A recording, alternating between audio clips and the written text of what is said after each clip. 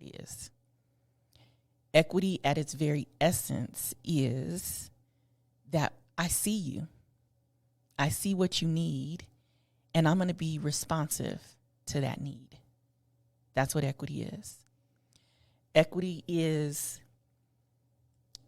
again, saying, I see you. Even though you've been relegated to the margins of society, you've been relegated and rendered invisible and voiceless. You've been rendered only a percentage of a true human being, as Black folks have been considered during enslavement. When I think about all of those things, we didn't all start at the same point. No. We didn't all start at the same point. I was just sharing with my grandson the other day.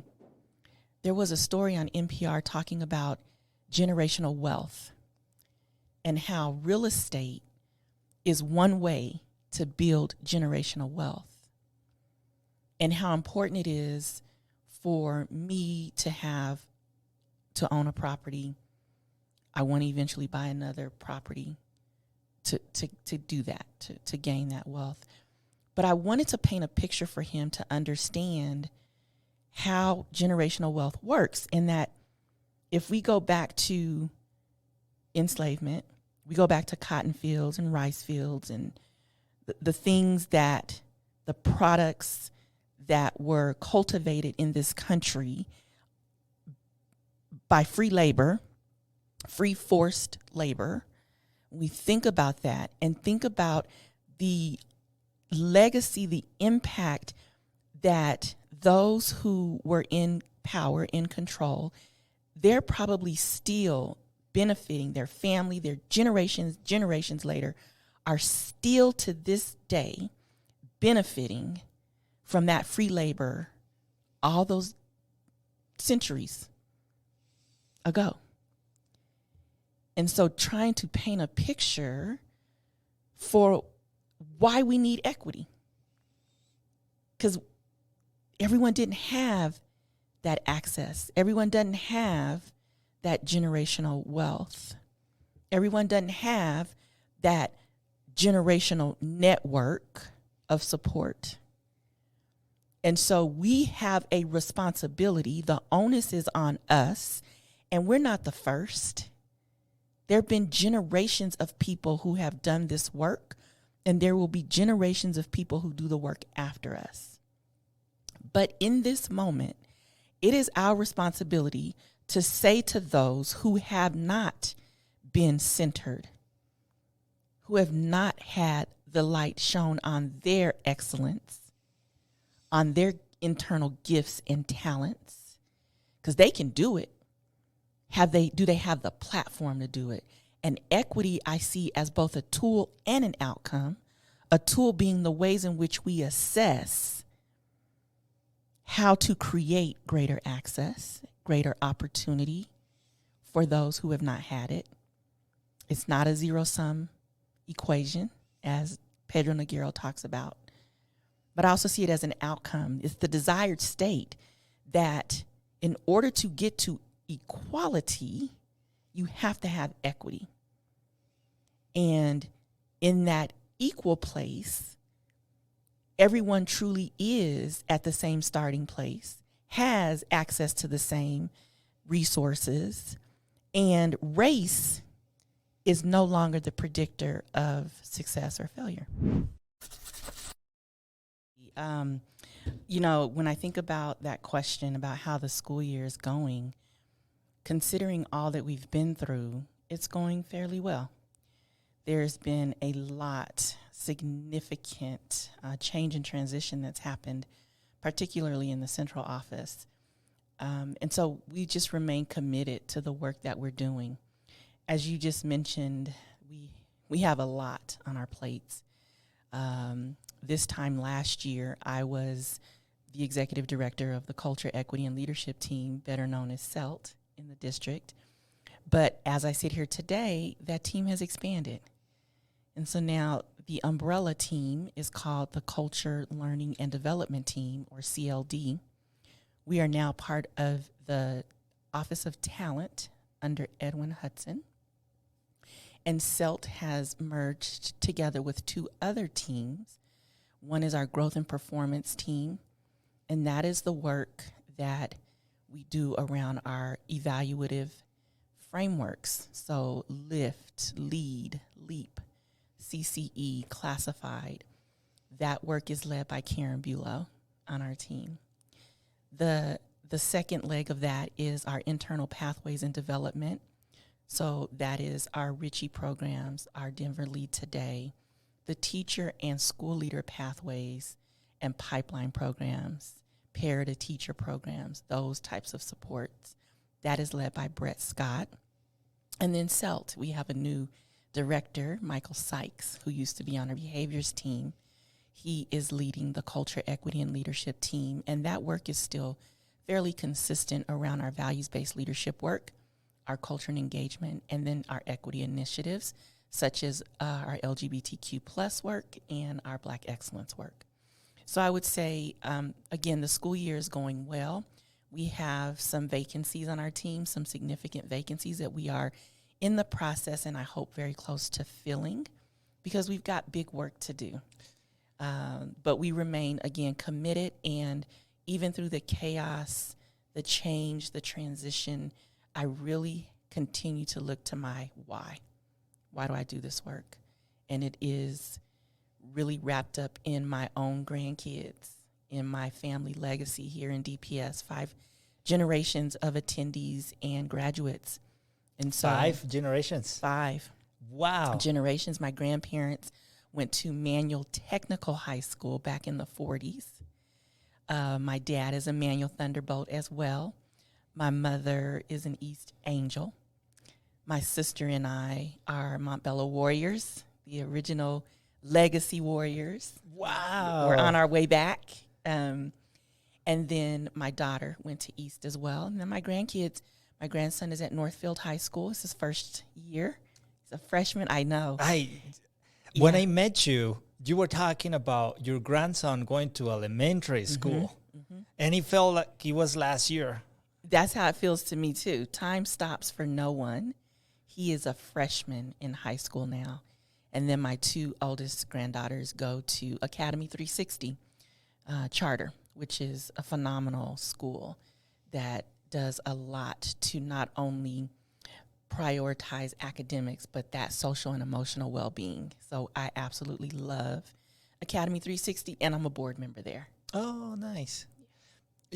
I have seen your work, and I have been a part of your works and professional developments for over a decade when I was an AP, and I have always seen you, and I think I shared this with you before, as somebody who's very passionate, and it is obvious that your love and your identity and your passion comes through what you do, just because of the energy you bring to your presentations, how, it's something that I really admired.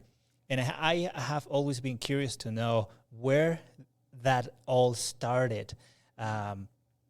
There's always a story behind every one of us and our actions. And I really want to ask you, why is this work so personal, so passionate, so important to you?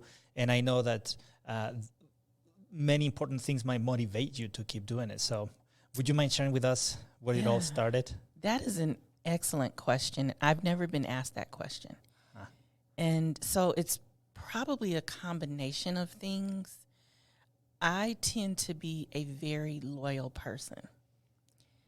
And I believe and have been poured into in my family, first and foremost. They have truly modeled the way for me, whether it was my grandparents, who I know sacrificed. I'm first generation college graduate. You are. I am. My grandparents sacrificed so that my parents could do more. My parents sacrificed so that I could do more. Again, I went to Colorado State University straight out of Montbello High School, which you can imagine was a culture shock for me. Being first generation, we didn't have that legacy of college. But my father eventually, after I got my degree, went back and got his degree and his master's. And we actually both have our master's out of Regis University. But just the sacrifice that my parents were willing to make to ensure that I could go, and then my sister went, and my daughter went, and my grandkids are going to go. Heck yeah. There's no option. You have to go. It's better to have a degree and not need it than to need it and not have it. So when I hear people say college isn't for everyone or that post-secondary experience isn't for everyone, I don't know that I agree with that. Yeah. But when I think about where my leadership came from, again, my grandmothers led in their homes. They poured into us as grandchildren. Oh, that's so beautiful. Yes. Yeah. So my grandfathers led outside of the home in whatever their role was in the job that they had. My paternal grandfather was, for many, many years, a skycap with United Airlines. And I remember we would go pick up at Stapleton Airport. And my grandparents lived right off of 32nd and Jasmine. And I remember we would go pick him up from work.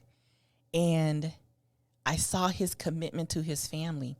He would make a wad of tips. And they lived off of tips. And he would literally take that wad of his tips for that day and give it to my grandmother. That was the commitment. Wow. So I've seen that role and that responsibility, that you are responsible for more than yourself. And so that has it has overflowed from my family into my community, a community where I've had the opportunity to be in DPS all of my life. I've had teachers and leaders at every step, whether it was at Smith Elementary with Maceo Brodnex, who recently passed away, whether it was at McGlone Elementary with Dr. Metz, Mr. Dutton, Miss Norman, whether it was at Montbello High School. I went to Montbello when it was first opened, and it was a junior, senior high school, so we never were bussed out of our community, 7th grade to 12th grade, and I always had leaders that looked like me, and I had teachers that looked like me.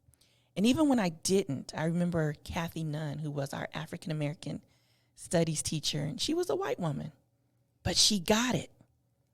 She knew it, and we knew her, and we loved her. And so just those examples of people who make commitments, who sacrifice to ensure that me and my peers could have the best experience, I have a responsibility to give back. And I know that sometimes that sounds cliche, but that is true. And DPS is my business. And I have that commitment. I've made that commitment to the Denver community, whether it's been some of the nonprofits that I've worked in. I've worked for Girl Scouts and Girls Inc. and Youth Biz and Inroads. So I've always done direct service work with students. I created and led Sister Pride, which was a statewide Black girls empowerment program. I led the rebirth of Juneteenth in the Denver community in 2008 for a couple of years after that. And so this community means the world to me. My family has roots that are they still run deep in Five Points area. We used to have an apartment. My family had an apartment building called the Juniel Apartments. Wow. So when I see people coming into our community from outside and just changing the name, that's not how it works. Because you don't know the struggle. You don't know the fight. You don't know the clawing that people had to do to create that community, the Harlem of the West. Huh. Yeah. That's the Harlem of the West. Mm-hmm. I really loved when you said your grandmother led in their homes. It sounds like such a beautiful and personal way to build your identity as a leader in a way that you're leading in your most important setting, which is the family, the nuclei of how a family develops. It makes me wonder about your own definition of what a great leader is. How growing up with such a beautiful, strong, service-oriented grandparents, I am sure that that conditioned and shaped your own definition of leadership. It did. My grandparents, my parents, aunts, uncles, friends. And I think when I think about leadership, there's definitely a difference between managing and leading, and I think both are necessary based on the circumstances. But when you lead, people want to follow you. You're not forcing them into something that they don't want to be a part of. When I think about the attributes that make a strong leader, absolutely you need those skills around strategy or communication or planning, prioritizing. But those things can be taught. Mm-hmm. I think what makes a true and impactful leader is one who leads with their heart, who recognizes the humanity, who leads with empathy for people, that a leader who takes time to know people, to be visible and vulnerable with the people who they have the privilege and the honor to lead. You can't teach heart. You can't teach that. And so I am confident that when I lead with my heart, all those other things will fall into place. I agree. And it just makes it tricky for, I'm thinking of a school setting or a district position. How can you identify, the strength in your heart and coach around the other skills? Hiring somebody or having a leader in your team that doesn't have that heart, that doesn't have that fire, that passion, that carries, it seems to be almost impossible to nurture and develop. I think sometimes because there are leaders who I would not interpret them leading with their heart. Perhaps they think they are. But I think that's where we have a responsibility as peers to uncover that hidden spot for them, because it could just be something they don't even recognize. And so there are probably different ways that one can do that. And that takes some trust, right? Having built at least some of a relationship in order to share that kind of feedback with someone. I don't think there are many people, I won't say there aren't any. I don't think there are many people that wake up every morning and say, today I'm going to leave my heart at home and I'm just going to go in with the iron hand, the iron fist. I don't think there are a lot of people that do, at least not in public education, because we're such mission-driven and this is heart-driven work. You have to care about people to be in public education. At least. Mm-hmm. You're making me think of a quote I read last week about great leaders. It says something like, if you want to be a great leader, don't show people how awesome you are. Show people how awesome they are. That's right. And you're making me think of how can we help others unpack their own gifts. Yes. Which seems to be one of the greatest responsibilities of leadership. Just seeing in others what they maybe don't see on themselves yet and helping them unpack their gifts. Yes, that is so powerful. I remember I told you that I'm a journalist by trade. I thought I wanted to be a newspaper reporter, and I had an opportunity to work at the Rocky Mountain News for many years, but realized early on, that wasn't my thing. Because as a journalist, and we can see it today very clearly, you have the power to make or break someone's life through the pen, through the keypad, through the text, tweet, Facebook. You have the power to do that, and I think we've stepped so far out of bounds in journalism, in so many platforms. But I remember it was one of my managing editors who tapped me to do some some work that I never imagined I could do.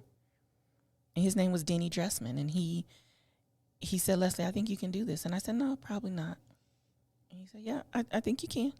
And he pushed me into things that I never even realized existed for me. And that has happened multiple times. I'm a resistor. I've been a resistor to stepping into official leadership roles.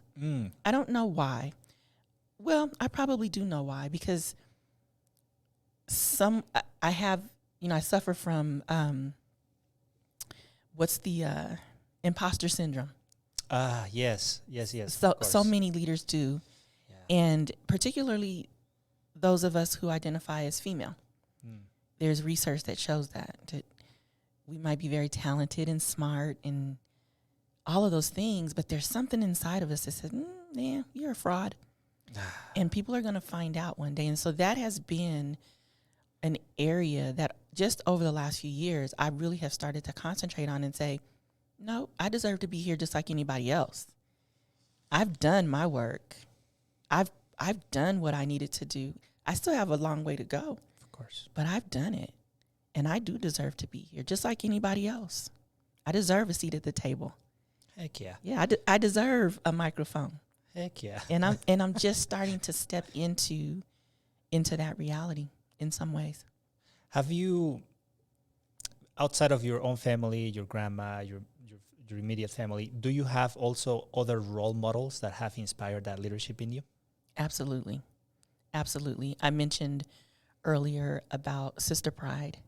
It was part of the African American Leadership Institute that I was a graduating or an alumna of.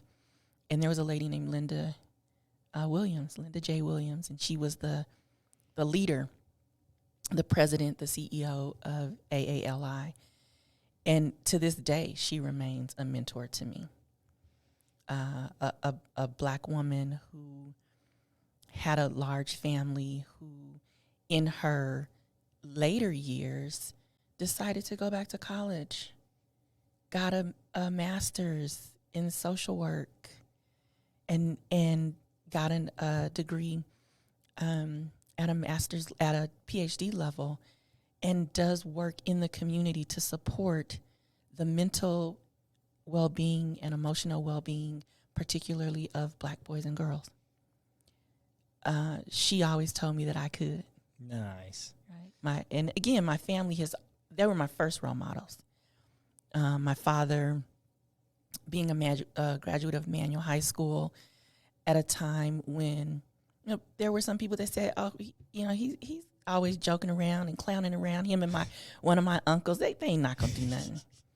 And my dad went on to become the first and only African American fire chief in the city of Denver, and for a long time in the state of Colorado. Now I believe there's a black chief in Aurora, but for many years, and I watched, even as a little girl, my dad fight a racist system that did everything it could to try to tell him, you won't be a firefighter. And my dad persisted, and my mom, because she was there pushing him. But I remember those things. And he never gave up. And he did everything. He worked in every division. He was a chief in every role.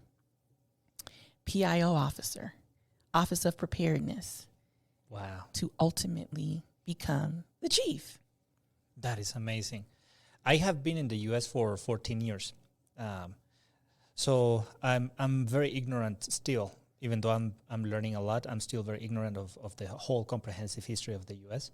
And with the political ideologies, I always hear that there is no racism in the system. There is racism in the system, this and no. And some people, and I pay close attention to both arguments so I can educate myself. Until I learned that Ruby Bridges is 67 years old, that she's alive, and that her kids are my age. And when I learned her history and knowing that she's still alive, I immediately thought the people who booed her, who didn't want her to be at school, are also alive. Mm-hmm. So how can you so confidently say that there is no racism in the system when one of the iconic figures in the history of the United States is still alive and relatively young? So that makes me stop and reflect and think of carefully on on those systems that exist, maybe in a very subtle way, because if they were obvious, we all will be marching against those, and we do with the ones we know. So it might sound like a brief story to tell about your dad, but the struggles will encompass forever his entire life. And I have so much appreciation, and it's almost sacred for me when I hear those stories, because it sounds like a nice story to tell, but man, that's the life of a human being. You know, that's right. And we can synthesize it in a couple of minutes, but it's a life. Locally inspirational and beautiful and motivational for whoever comes after you. But it also makes me wonder, how could I live my life in a way that can also be inspirational for my kids and be of service for people with different stories. So thank you for sharing. That is beautiful. Absolutely. What a great role model. And shout out to you, Linda. Hopefully you can listen to this and learn that Leslie still thinks of you as a great role model. Yeah, so many of them. And, you start naming people and you forget people. Yeah. But there's been so many men and women and in this community. Dr. Bailey. Think about Dr. Bailey, and she fought till the end for this. Yeah. And that's part of my why, too, is that I can't drop the ball. Like, she created a legacy for us to continue. And I have a responsibility to continue that legacy as long as I can do that. So there's so many, like I said, going back to my teachers and even my neighbors. I had three of my teachers lived on my block in Montbello. Nice. So wow. Yeah. That's awesome. We were a very close-knit community. But I think about that, whether it was, I have role models at the Rocky Mountain News and mentors who are not Black, who to this day continue to inspire and encourage me. I have mentors in DPS right now who continue to inspire and motivate me to just, when the road gets tough, it's those people, those images, those words that I reflect back on to say, you can do it. You can do it. I was going to share with you that in thinking of role models, I grew up in foster care. And when I was 11, so my biological mom had me when she was 17. She got married at 16. I think she was almost 18 probably. And I went to foster care / boarding school. It was like a religious organization that housed and educated and fed kids who were in at-risk environments. And my teachers were also the people who will serve my meals, that will supervise my bedroom when I will sleep. I share a room with 50 other kids. 50? Wow. It was the time of my life. It was a bunch of kids. Like they're all my brothers. Some of them have been, unfortunately, there is a lot of violence in the environment I grew up at, so some of them have been murdered or, but we're all still together. And those teachers, the way they spend time with me 24/7 by teaching me math or reading and writing, but also doing cross-country with me before going to bed and everything, that shaped the way I see myself when I lead, and also the way I see my teachers when they're in front of kids. The idea of a title or a position or a responsibility is not even compared to the way you can impact other people's lives if you really give yourself with your heart. Yes. And so when I think of my teachers and the way I hired new personnel, or the way I see myself in service of them, it always takes me back to that time in my childhood when I had nobody else, and these people were like the community around me that lifted me up and believed in me.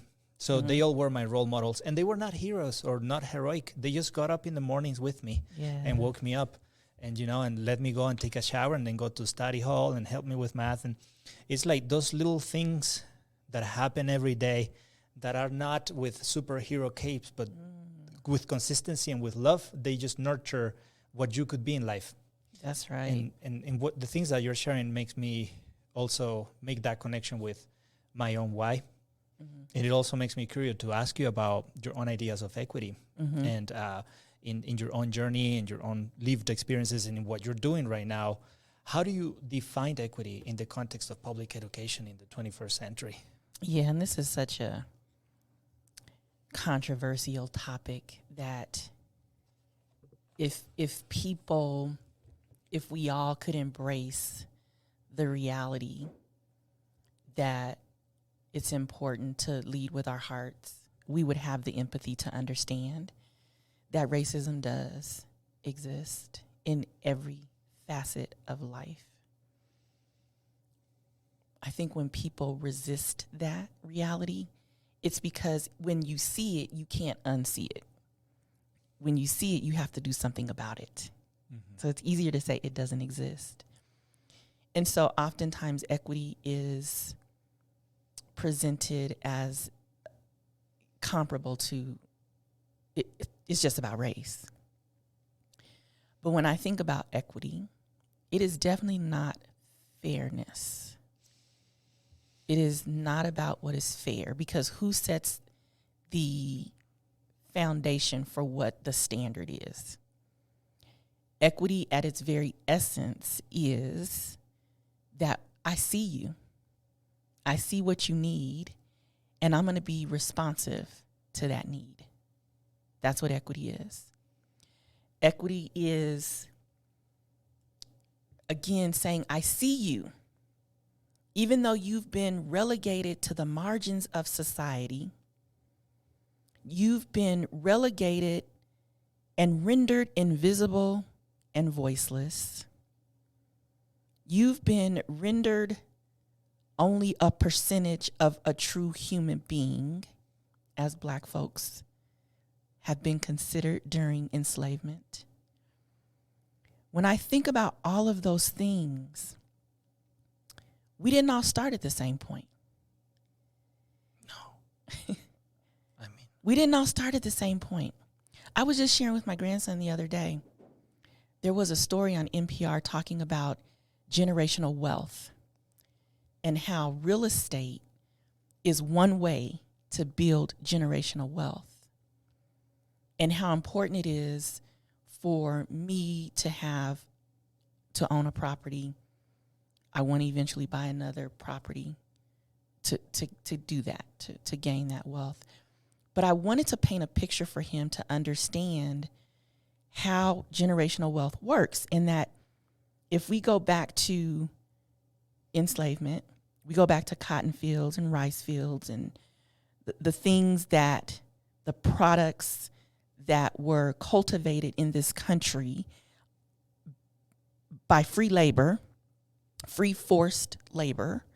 We think about that and think about the legacy, the impact that those who were in power, in control, they're probably still benefiting, their family, their generations later are still to this day benefiting from that free labor all those centuries ago.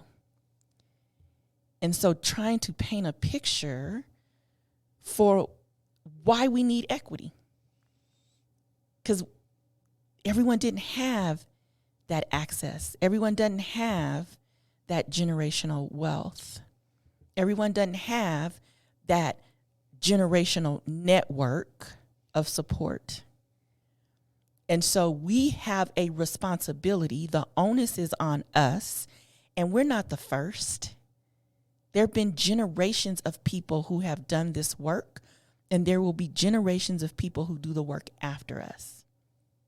But in this moment, it is our responsibility to say to those who have not been centered, who have not had the light shone on their excellence, on their internal gifts and talents, because they can do it.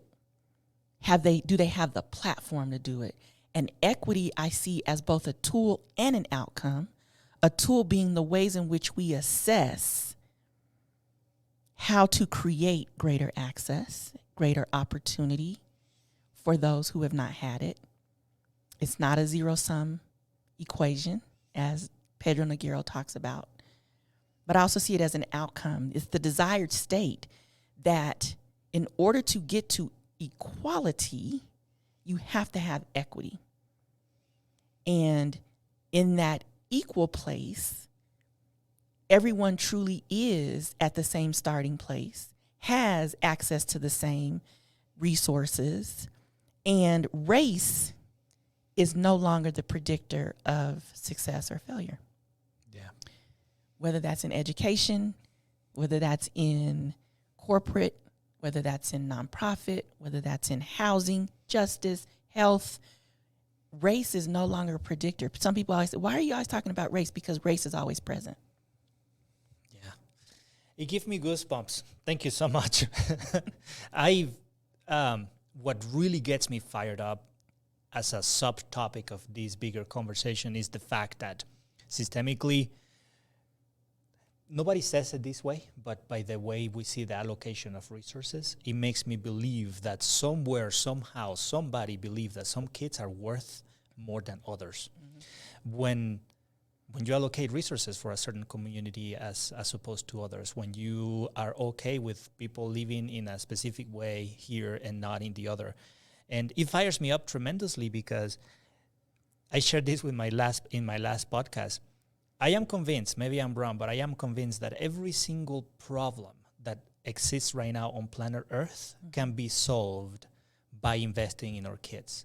We cannot imagine any problem that currently exists, global warming, fossil fuels, imbalances in the economy, the healthcare, everything that exists that is problematic right now can be changed within 2 generations if we understand that every single kid is so divine, so unique, so special, that we should have a non-negotiable with regards to what we do for them.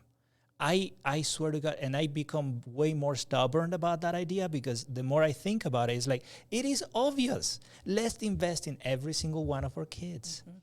We all don't have the same starting point. So let's pay attention to where everybody's starting. Let's just bring them up. In 50 years, planet Earth, entire planet Earth could be a complete different place just by virtue of focusing on our babies. That's it. So, and what's interesting when we think about the ways in which inequity, the results of inequity, the results of injustice over generations, it's all part of a system. Education is connected to housing, is connected to employment, is connected to justice, is connected to environment. None of these systems exist outside of each other. No. And so when our students, I was listening, again, I love NPR. I was listening the other day and they were talking about the poverty levels. And we know where poverty is concentrated. When you have these, to your point, these blatant realities, you cannot miss that unless you intentionally don't want to see it. But when we think about where poverty is centralized,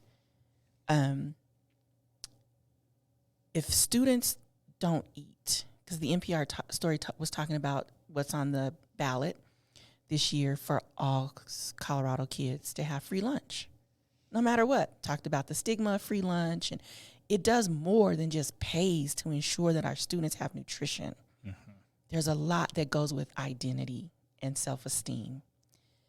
And so if our kids aren't eating, it talked about how some kids avoid lunch or breakfast because of the stigma. Yeah. But if they're not eating, you know this best, they're not learning. No. If they're not learning, they're not being able to see the opportunities in front of them inside and outside of a school. There's just so many connections, and you can't get out of the cycle. It's just a continuous cycle of the various parts of our society. Which bothers me tremendously when I hear the argument about pull yourself by your bootstraps. I did it. Why don't you? Stop complaining or whatever it is.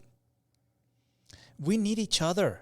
And the younger you are, the more vulnerable you are. Like, you cannot tell an 8-year-old, a 13-year-old boy to get it together by themselves. It is almost criminal to assume that people are living the life they do because they deserve it, without considering the conditions, the circumstances they grew up, their generations previous, and how that creates that feedback loop that is almost impossible to escape. We need to be honest with each other and say, we need each other. And if you have more fortune than others, for whatever reasons they are, just look back, man.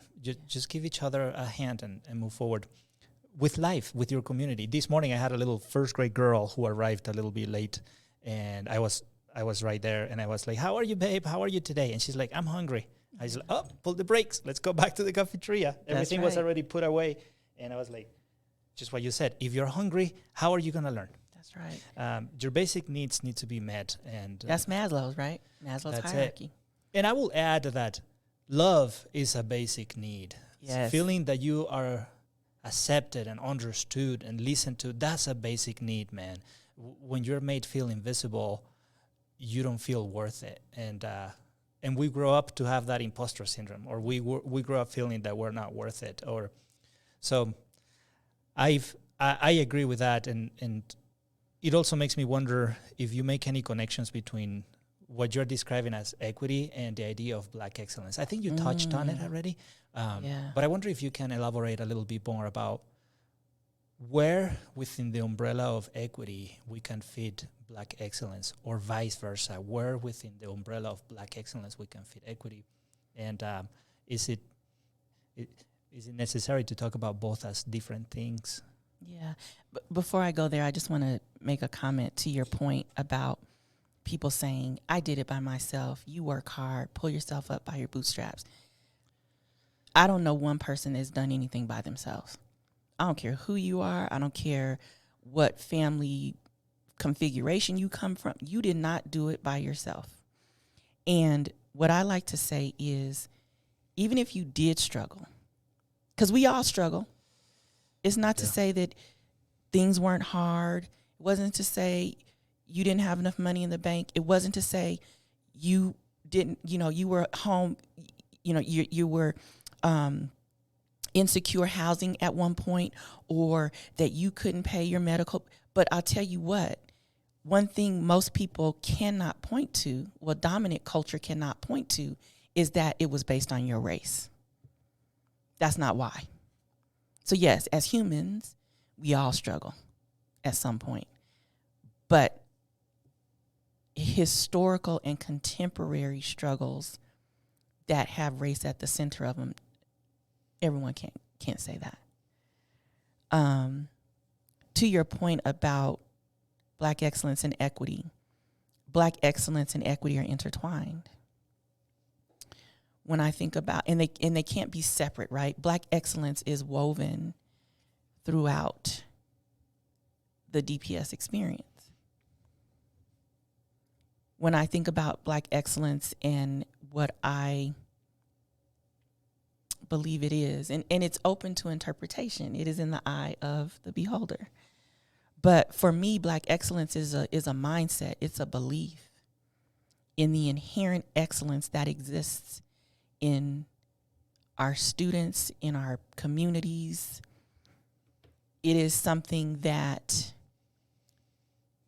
only needs a platform, only needs a place. To your point about love and feeling secure, my excellence is going to show when I'm not having to fight resistance.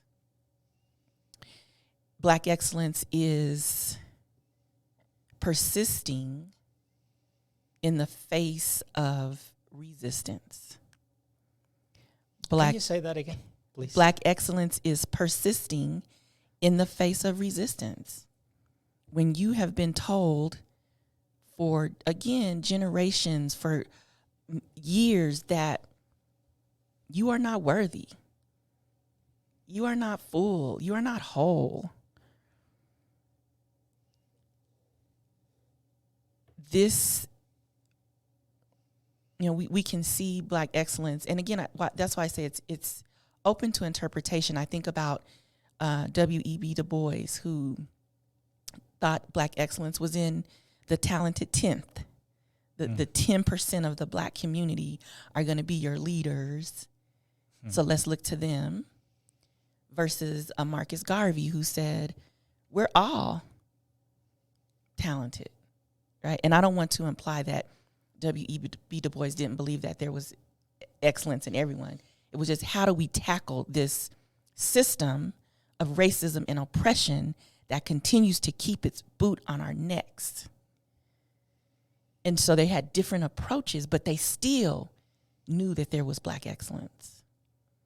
Black excellence is celebrating Blackness.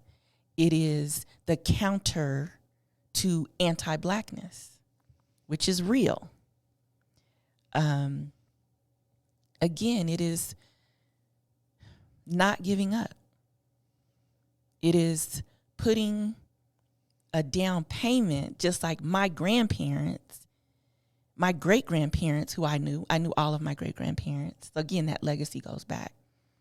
But it is my responsibility to highlight, spotlight, celebrate, bring to the forefront excellence in our students, excellence in our team members, excellence in our community, because it is our way of putting that Black excellence down payment for the next generation. Amen. That is fantastic. What do you say to the people? I've been asking these questions to everybody that I talk with, because I'd really want to educate myself and find the best way to be an instrument in this process of change.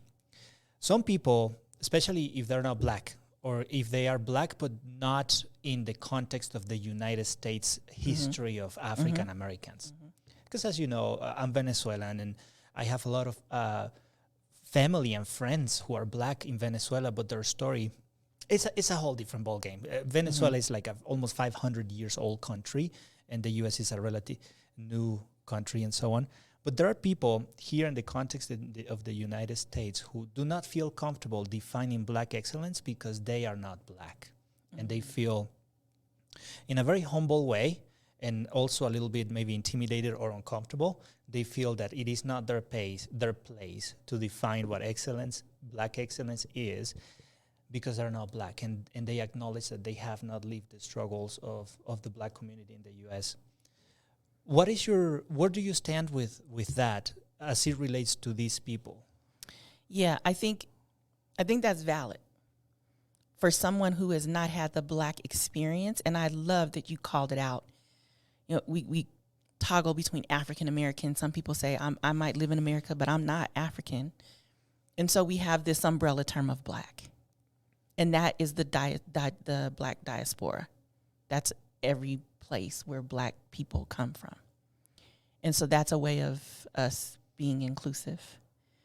But I think what you bring up is valid, and I don't disagree that someone who has not had the experience of being in this country, because I've never lived outside of this country, but if you have not had the experience of living in America with the history that we all know is real, some people try to erase it, but it's the kind of ink that does not go away.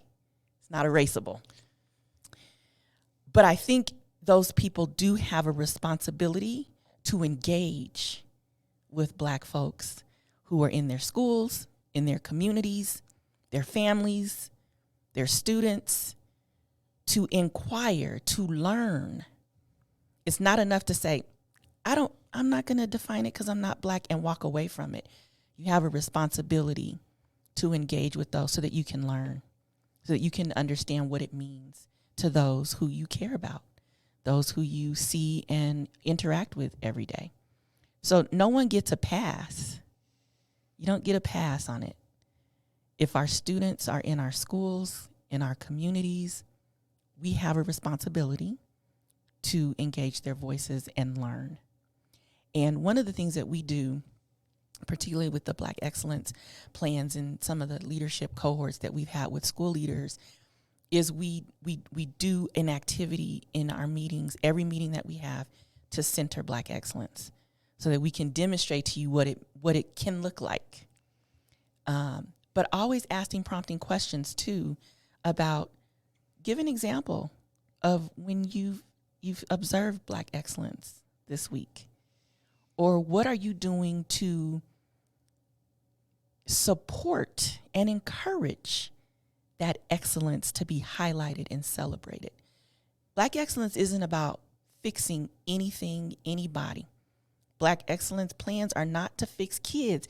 Really, Black excellence plans are focused on us as the adults, the perpetuators of systems that sometimes we don't even know that we exist in, or that we're continuing to deepen through our bias, through our ignorance, right? And so we all have a responsibility, again, and just because I'm Black, I don't know everything about being Black. Right. I don't know every Black person and their experience, so I'm always learning too. But we all have a responsibility. It might not be us, but it's about all of us. I love that. Yeah, it might not be us, but it might be you have all an of impact. our responsibility, right? And everything we do. And at the end of the day, our main hope is to make our kids be better than us and move our society forward with those values. And it is possible. It is. I think about all the students in your school right now. One day, those are going to be our doctors. So the quicker they learn, the sooner they learn about why it matters, again, to see a person's humanity, to see them as whole, to see them as valuable, to have empathy, the better doctor they're going to be. They're going to be police officers, so that when they make a stop, they have that experience. They're going to be real estate agents who are going to know why redlining and concentrating particular populations in a particular part of the city is not okay. They're going to be teachers who are going to better understand why it's important to have the reflections of who every student in that classroom is. It's important for those students because they're going to be judges. So when someone comes before them, they have more than just, this is what they did. Let's think about why that may have happened. What's the root cause to that? So it is a reality. Some of us can't tangibly grab it right now and truly see that one day these are the adults who are going to be all those things I just named, but they're going to be parents, and they're going to be shop owners, store managers, they're going to be bus drivers, they're going to be firefighters, they're going to be all of those things. And to your point, the sooner we can have ongoing opportunities for them to see the beauty and the humanity in each other, the better adults they're going to be for each other. Amen. Amen. And that is why precisely I believe that we can solve every single challenge as a human species if we invest in our kids and see them as the unique, sacred gift that they are to us. Yes. If we're able to see that within our lifetime, if we're able to remove all those barriers within lifetime, I think we all can die peacefully, knowing that our kids and grandkids will have maybe a different set of challenges, but their baseline of dignity and opportunity and love and belonging exists. Mm-hmm. And I think we can build something strong with that base, with that foundation. That is right. And that takes me to the other question I really want to ask you is like, what, if you had the power, or if you could change one thing in our current educational system within your lifetime, what would it be? I'm going to go back to our opening. I first started talking this morning, and I talked about how important it was and how important it was for me to have teachers and leaders that look like me at every step of my educational experience at the elementary, middle, and high school. And that is what I would wish for, is that every student, every day, could see someone who they see themselves in. And not through a book, not through a video, but in that classroom, in that school, and that's for all of our students. That is my hope, that we can have schools that truly reflect the demographic makeup, whether that's by race, by ethnicity, language, ability, orientation, whatever it is, that all of our students would have the opportunity and the experience to see themselves every day in every building. That sounds doable. I think it is. I think that sounds doable, especially if we continue to educate and develop a pipeline where our kids feel encouraged to also be those role models to their younger generations. Right. I think going back to the humongous responsibility you have in leading for all those pipelines of leadership development and all those opportunities that you are serving this year, giving our high school grads, our college grads who are looking for those pathways to become leaders, to become teachers, to become community representative, and giving them that encouragement they deserve and that they need to then lead for them and for their kiddos. Yeah, that's beautiful. I agree. Can I share with you mine?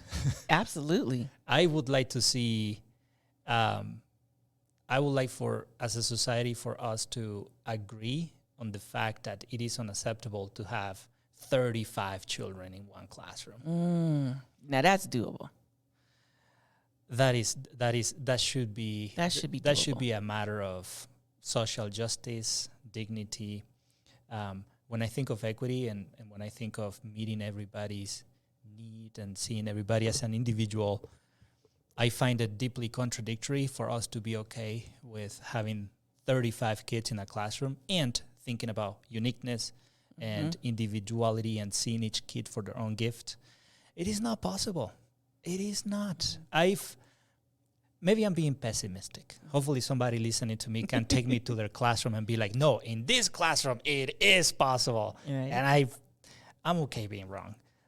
But in my experience, in Venezuela and here, I am always curious to go to the most distinguished teacher, like the most amazing, like the teacher that everybody wants to be with, and go to that classroom. And every single time, at least one kid is not engaged.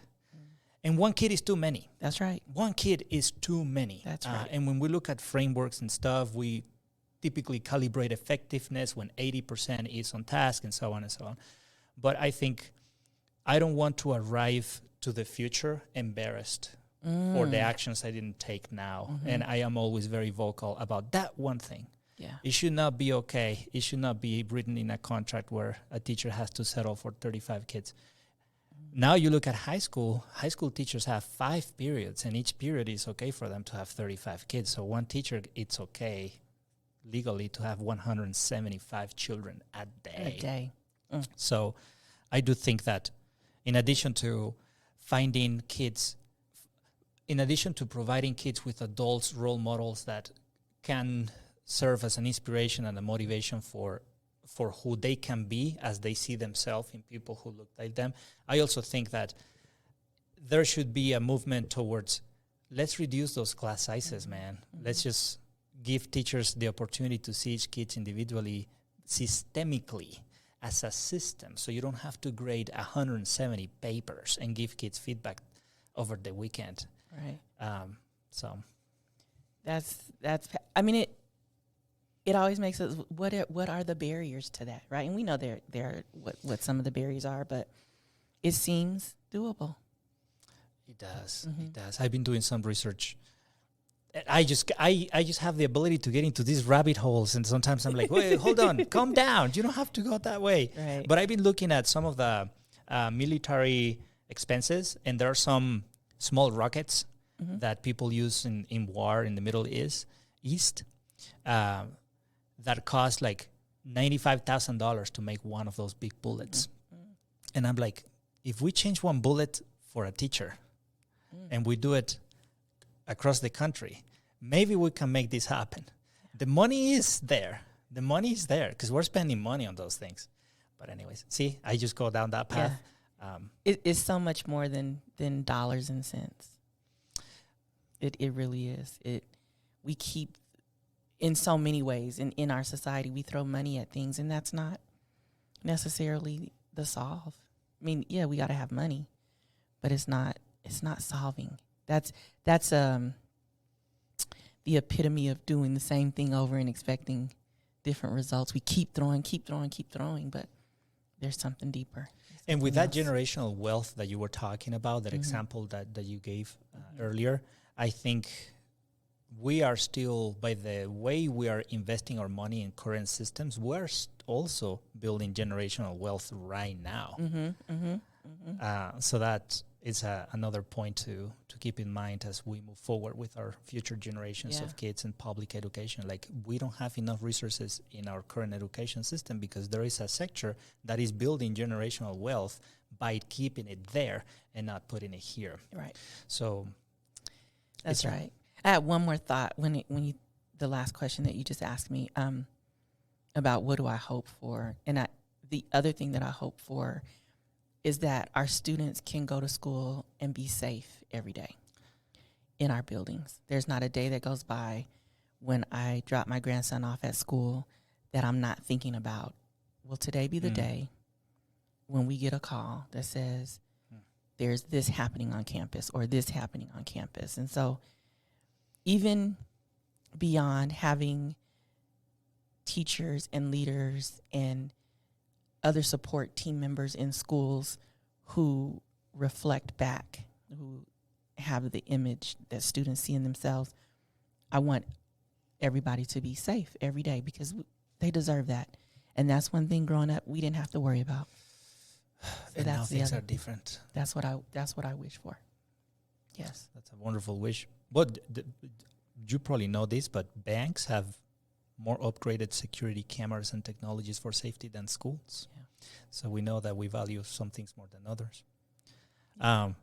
This has been a pleasure, Leslie. You have given me a one-on-one PD. Oh, that's what this was. Oh, thank you. I'm humbled by that. Oh my God. I absolutely loved everything you said, and you're definitely making me think deeper. You as well. Like, you've asked me some questions. I'm like, I need to really think long and hard about that. As we wrap up, I wonder if you have a final message or anything that you want to share to any leader, any person that's listening to you. Maybe they know of you for the first time in this video, or they're like, oh, that's my Leslie. What would you like to close up with for everybody that's listening? I want to just stress that at the end of the day, no matter where we are in this district or in this community, we all want the best for students.